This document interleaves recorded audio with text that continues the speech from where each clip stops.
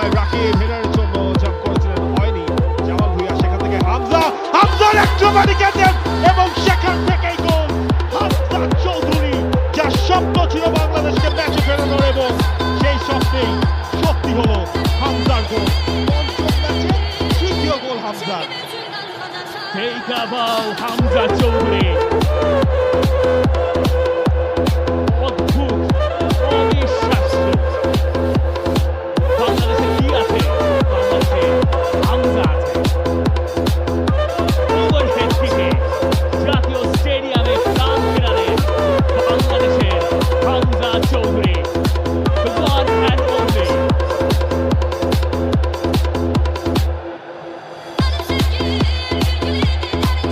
যেই হাসির অপেক্ষায় ছিল সবাই, ফয়সাল আহমেদ ফাহিমের সেই সাপ্লাই। জামাল, তার ভিশনটা ছিল পারফেক্ট। হামজা, ও অবিশ্বাস্য। বডির ব্যালেন্সটা রাখা, বলটাকে প্লেস করা, এটাকে হামজা তারাই করে। আপনি এই দৃশ্য দেখবেন, বারবার দেখবেন।